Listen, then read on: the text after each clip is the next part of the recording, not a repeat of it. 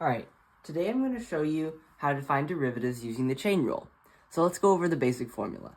So the chain rule is basically for composite functions, which basically means you've got one function inside of another function. And you can't just say, I just want to move this here and here. You have to do one layer at a time. So for this example, you'd have f prime of g of x, leaving the inside the same, only doing the derivative of the outside. Then you have to multiply by derivative of the inside. So let's try that for this problem. Now you wouldn't want to just multiply this out because that would take a long time. So let's use the chain rule. So we have to treat the inside like it's its own quality. So this is quantity. So this is a composite function. It's something to the fourth power and is one function, and then the inside is 3x plus 2. So for that something to the fourth power, we use the power rule.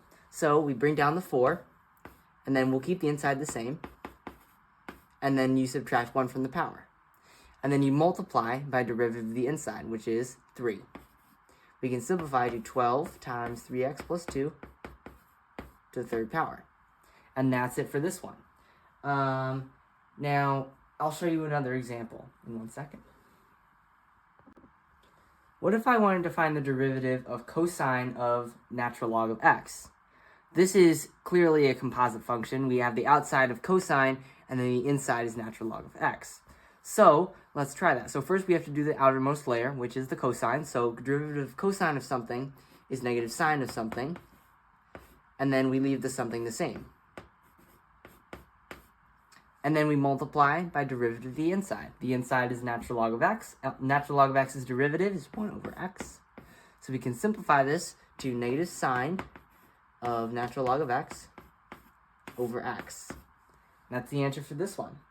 Now, what if we had a function that had more than 2 layers? The chain rule still works. So what if I had cosine squared of x squared plus 5? What if I wanted to find the derivative of that? So you might think, well, there's only 2 layers here, but the third layer is actually the squared. So you have to remember that cosine squared of x is equal to cosine of x squared.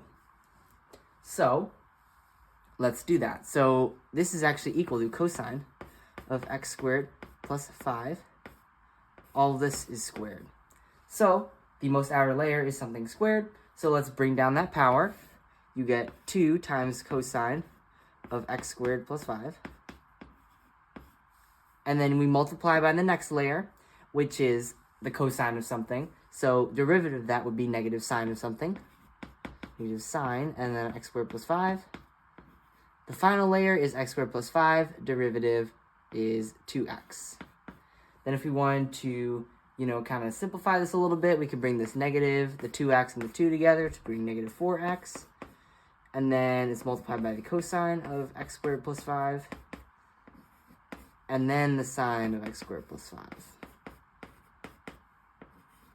And this is the answer for this problem. All right, and then I have one more example here that I will show you. What if we wanted to find the derivative of the arc sine or the inverse sine of x squared?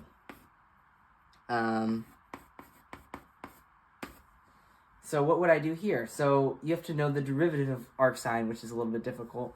So I'll write it out. It's 1 over the square root of 1 minus x squared.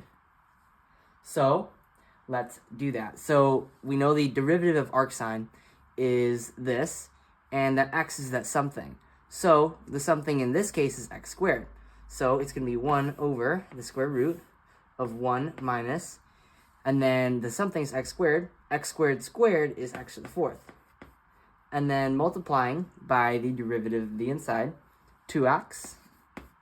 This equals 2x over the square root of 1 minus x to the 4th.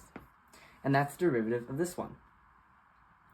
So what if I had a more complicated function? This one will have product rule and chain rule. So what if I had the derivative of x times the square root of natural log of x? What would I do here? So the first thing we're going to have to do is we're going to have to set up a product rule. So the product rule So we're going to do the derivative of the first function, so 1. Multiply by the second function without the derivative. Add the first function normally. And then multiply by the derivative of this one. So we're actually finding derivative of the square root of natural log of x. So this is a composite function. The outside function is the square root. The inside is ln of x. So now we can rewrite this as ln of x to the 1/2.